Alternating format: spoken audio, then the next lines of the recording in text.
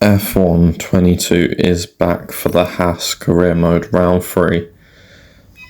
Wing flaps, cable assembly, front downforce, rear downforce and weight reduction, all for this race. This is round 3, the Australian Grand Prix of season 1 in this HASS career mode, and we've pissed off the aero department already. Sooner or later, you'll probably be asked by the media who you consider to be your rival.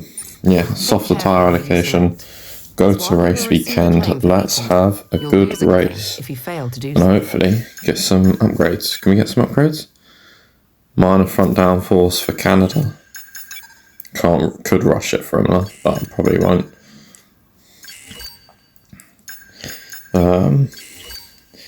Weight reduction, I'll just wait for the engine upgrade, I think, and see if we can get any better engine upgrades or even ERS, because ERS upgrades are big for race pace, but I've actually ended up going for the minor front downforce and for the central under tray or suspension geometry. Yeah, tyre wear. Not as important in F1 22 as it is in F1 23, but yeah, it certainly would help us out. Anyway, coming into Q1, because it is actually long qualifying. Normally we run short qualifying, which is what we've been doing recently in co-op, or just every time in co-op, but co-op is what I'm used to. Yeah, DRS, ERS down towards turn number 3 through the 3-4 chicane. Let's not do a Daniel Ricciardo and spin on the exit of 4, which we haven't done for Heli. We're sliding around all over the place. You can tell I've been playing F1 23 after this. F1 22 is not the one, let's say, in terms of grip. We're 300ths off Vettel, who's P16. We're last at the moment, and we're slower than the man in P16. That's not what you want to see. Coming down towards the chicane, through the left and the right, down towards the right-hander of, is it turn 10? Turn 10 maybe it's 11, I don't know. Get on the power as soon as you can. Don't delay power if you can avoid it. Through that right-hander, now in towards the left and the right-hand side corner.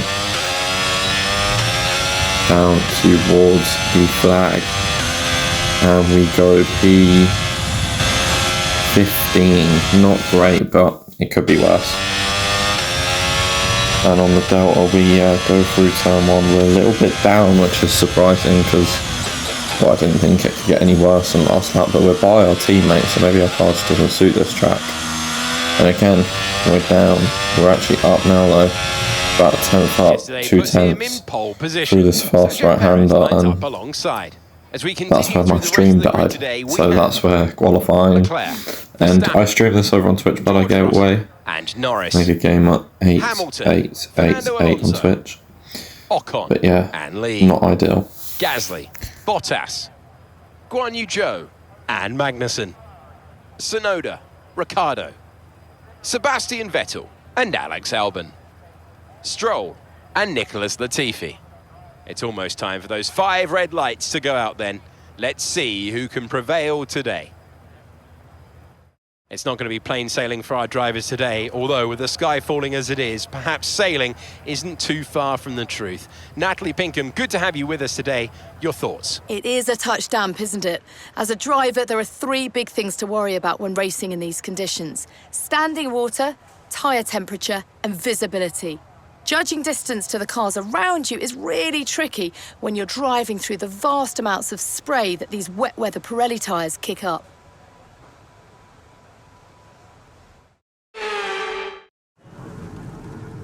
Interesting wet race. If you didn't see on the grid sequence, when we managed to qualify P10 after just escaping Q2, but it's going to be inters to inters, but probably be inters to hards or inters to dries or something like that.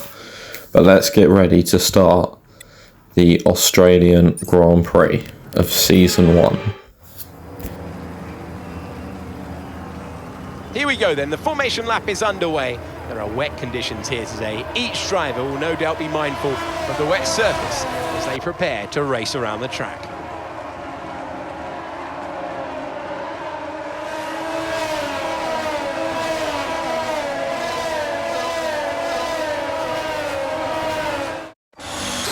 So as all the cars take their positions on the grid, the teams will be hoping their strategies pay off for them in today's race. But the question I'm asking is which teams have got it right and which teams have got it horribly wrong.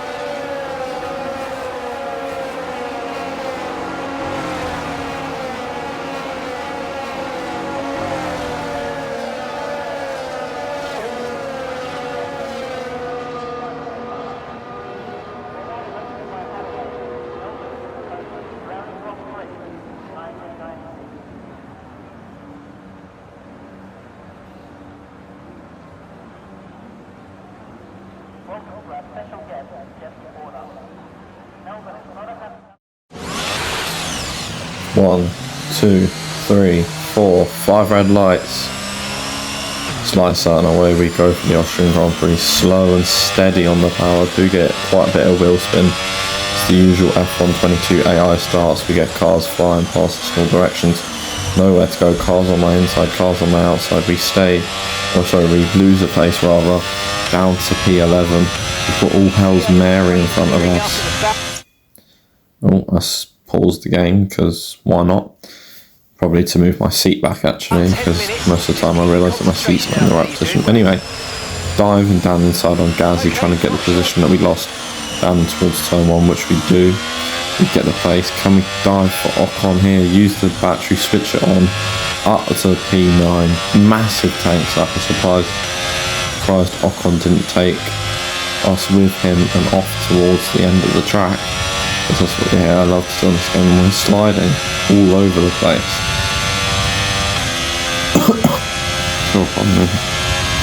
Oh, even down the straight we're sliding, and now Ocon going to go round the outside, but he's not quite going to make it. We're going to go in deep though to the chicane.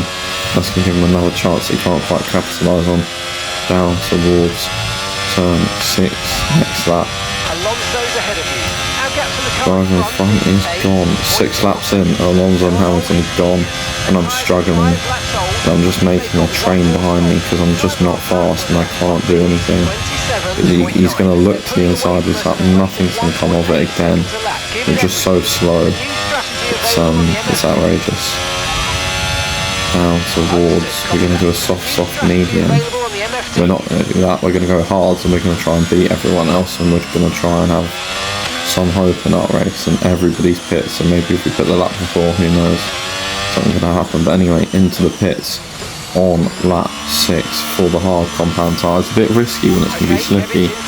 Maybe we should have stayed out one lap, because we're going to turn into the pit lane. And oh yeah, I forgot I've got it mapped to the same button as flashback. Into the pits we go, because I do use flashback sometimes, I will admit that. Anyway, onto the track we go. I don't use them when I do things that are my fault though, most of the time. Down towards turn 1, out in P10 on the hard compound tyres, which means someone has stayed out. I don't know who it is, but someone stayed out as Gasly fights us. Down in towards turn 6, and Ricciardo's going to fight us. We're going to try and take a race in line, but Ricciardo's just forced us to give him space, rightly so to be fair. And we're going to go down towards turn 7, 8 chicane. Really nice. We're going to overtake Ricciardo back to the straight line speed and get him. And Lance Stroll, because of all that, has overcut us on the intermediates, proving that the lap we pit, either we're just that slow or the lap we pit wasn't the right lap. And that's an Aston Martin into the points. Its DRS is enabled, but we've lost it already. And we go through turn 5, we spin sideways into the wall, front wing off. We put a bit of power on. Safety car is deployed, we're going to spin back around. Or not, we're going to go into the wall. But we've had an engine failure. We've had an engine failure. So that is the end of our race. 2 retirements and 3 races. 1 due to me. 1 due to the game, because technically we didn't retire from that crash, but it probably would have been hard to get our race back from there. Yeah. That is it. That is the Australian Grand Prix. Done and dusted, because we are out of it. We've witnessed some great battles on the streets of Melbourne today then, and they've taken a fantastic win.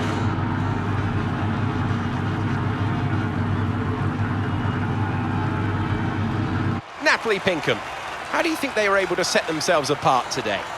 Well, I honestly feel it was down to the driver and car today. I mean, we could talk driver skill all day, but if you don't have a solid team to back that, you're never going to get anywhere.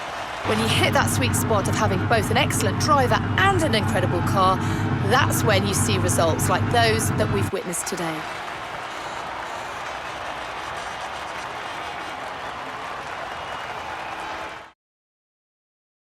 And here we are, a team that is no stranger to the podium, taking their place on top once again. A sublime race today and a stunning win for Ferrari.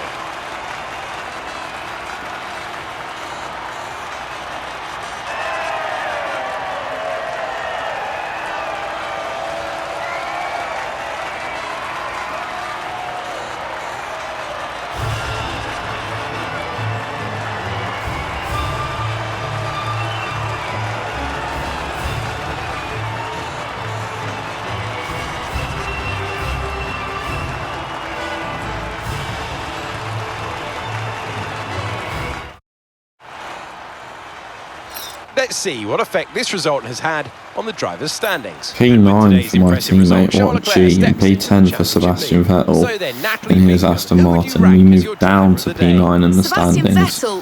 Kevin stays P10, Vettel up to P11. Yeah, they're all 2 laps down though. Anybody that wasn't in the top 2 was 2 laps down, so fair play. To the 2 leaders that are on something. Perez was only 7 seconds off sight, so there must have been some form of 2 cars got let through on the safety car and the others didn't, and then it happened again, maybe, I don't know. So we're down to 6th in the constructors. But if you want to see more and if you want to see us get redemption, make sure you like and subscribe and turn on notifications so you never miss another upload. As our engine power upgrade failed, but it'll be back on Formula.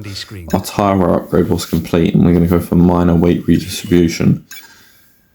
Or are we? Or are we going to wait for engines? No, we do that. Our rival, I'm going to go with Gasly, because we were fighting him in that Australian Grand Prix, and it was a bit tense.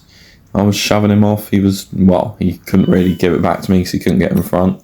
But our bloody weight reduction upgrade failed. Yeah, but make sure to like and subscribe if you want to see us get redemption in Imola. Here we go.